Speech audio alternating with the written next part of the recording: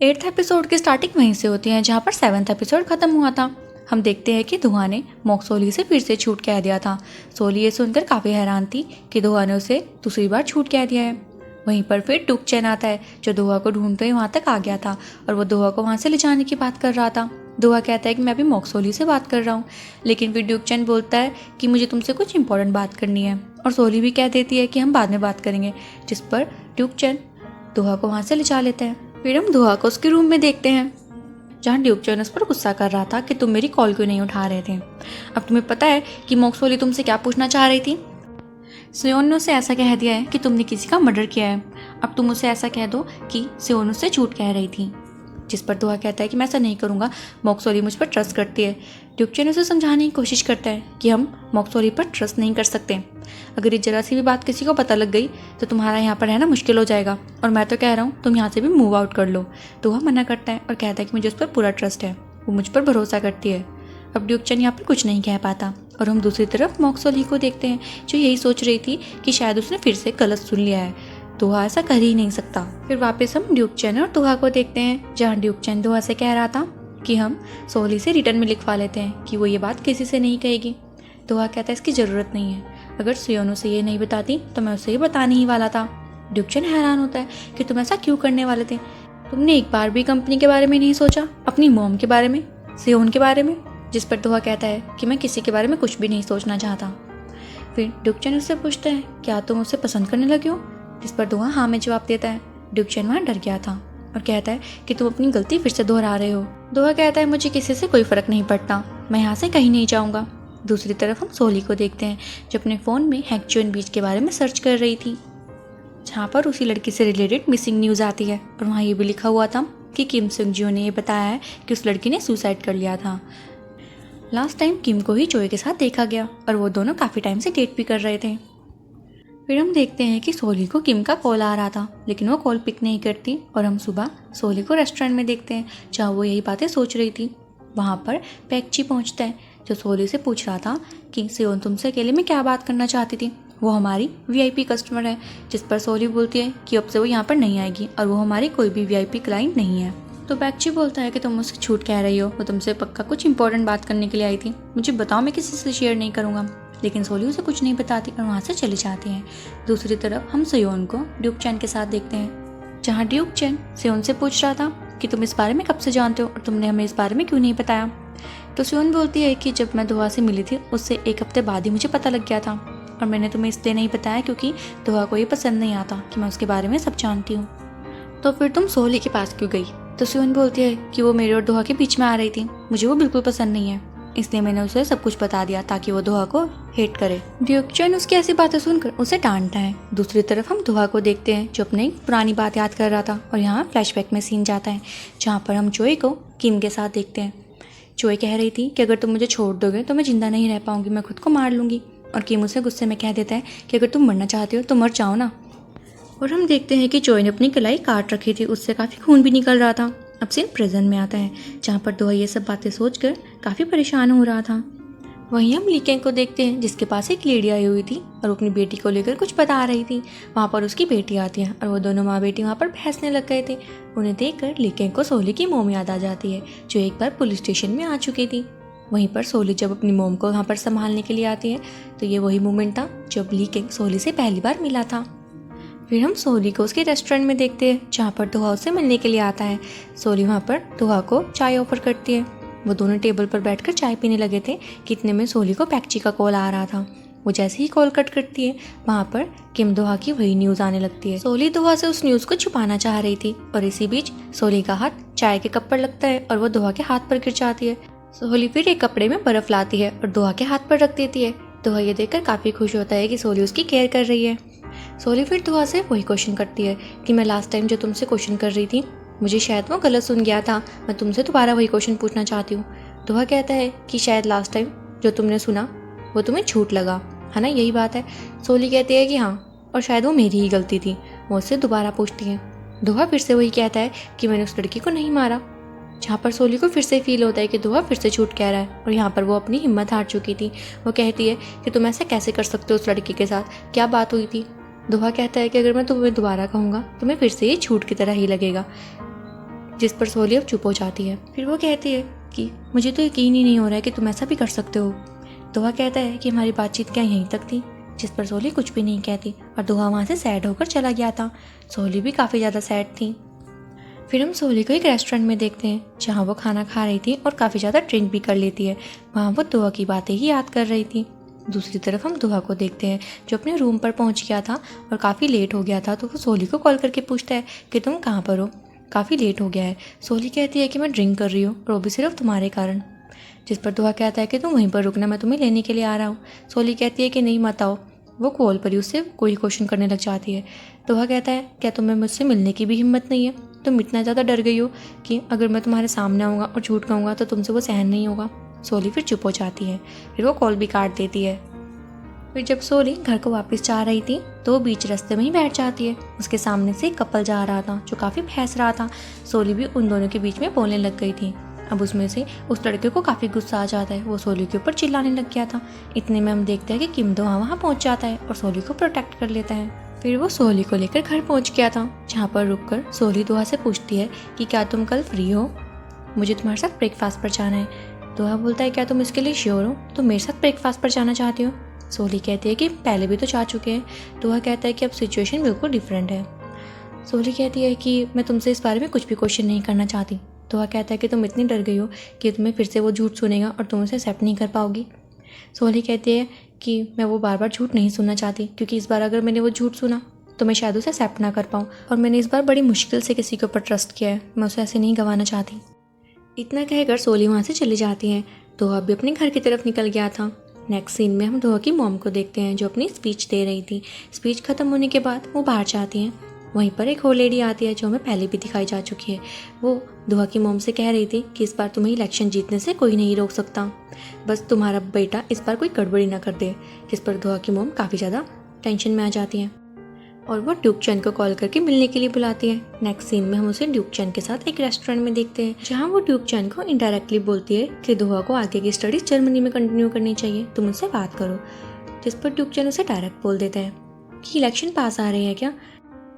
तो दोहा की मोम बोलती है कि नहीं ऐसा नहीं है, बस मैं उसका अच्छा चाहती हूँ और अब कंपनी भी काफ़ी अच्छे से रन कर रही है, तुम्हें भी दोहा की ज़रूरत नहीं है। जिस पर ड्यूक चैन कहता है कि ठीक है मैं उससे बात कर लूँगा।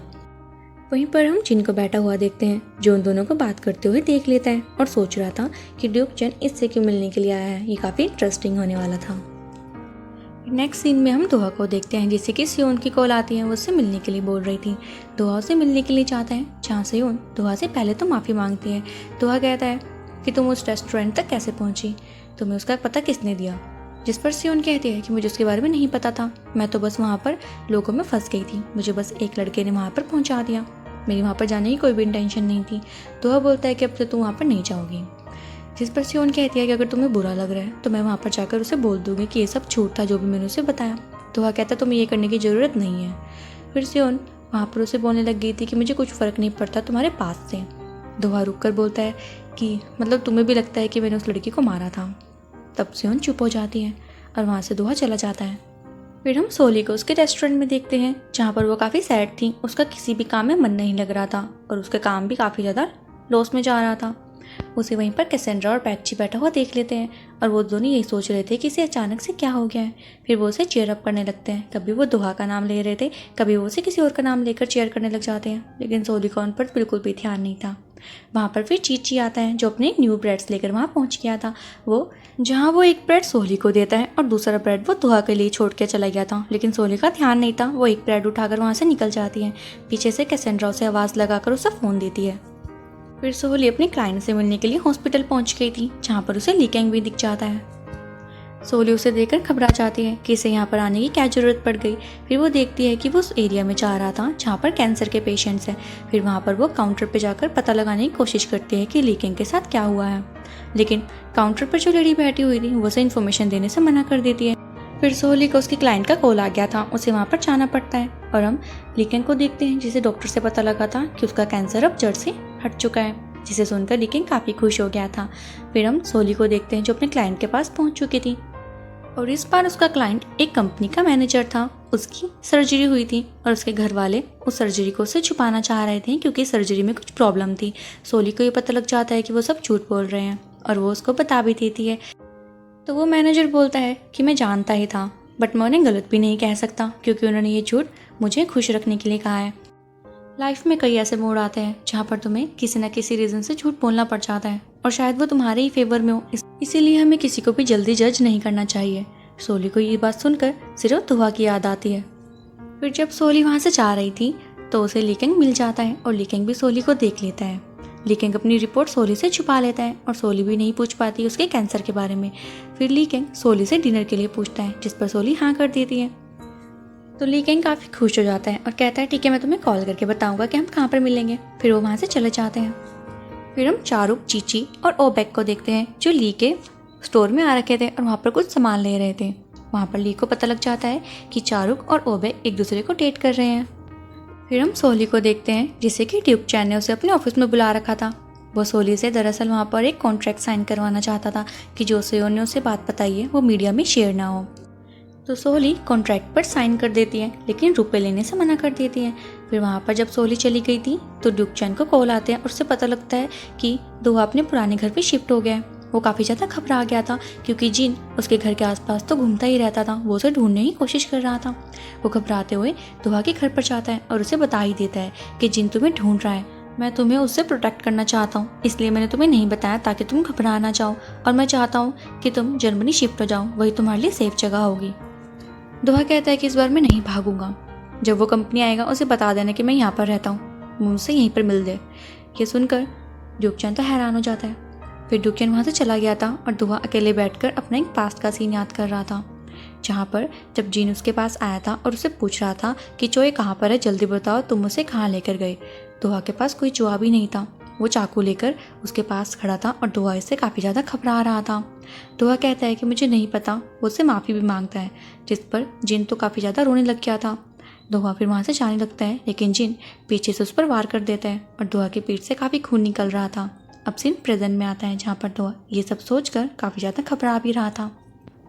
फिर हम देखते हैं कि सोली ली केंग के साथ डिनर पर पहुँच गई थी और वहाँ पर सोली फिर कंट्रोल नहीं कर पाती, वो उससे पूछ ही लेती है कि तुम्हें कैंसर है, जिस पर ली केंग कहता है कि हाँ मुझे कैंसर था लेकिन अब मैं सही हूँ। सोली फिर उससे ये भी पूछती है कि क्या यही रीज़न था हमारे ब्रेकअप का।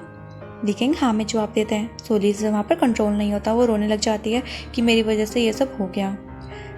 तो फिर ली केंग उससे पूछते हैं कि क्या हम वापस रिलेशनशिप में आ सकते हैं, जिस पर सोली मना करती हैं कि अभी ये नहीं हो सकता क्योंकि मेरे दिल में अब कोई और है। ली केंग को ये सुनकर थोड़ा बुरा तो लगता है लेकिन वो एक्सेप्ट करने को तैयार हो जाता है। फिर खाना खाने के बाद जब ली केंग और सोली घर को जा रहे थे तो ली केंग सोली से बोलता है कि या तो तुम उससे अपनी फीलिंग्स के बारे में बता दो या फिर वापस मेरे पास आ जाओ, मैं तुम्हारा वेट करूँगा। सोली को ली केंग का ये बिहेवियर काफ़ी पसंद आता है। फिर सोली वहाँ से चली जाती है। नेक्स्ट सीन में हम देखते हैं कि सोली अपनी बालकनी में खड़ी होती है और दुआ के बारे में ही सोच रही थी। फिर वो डिसाइड करती है कि वो दुआ से फिर से मिलकर बात करेगी और वो दुआ के पुराने वाले घर के सामने पहुंच गई थी, जहां वो दुआ को कॉल करती है।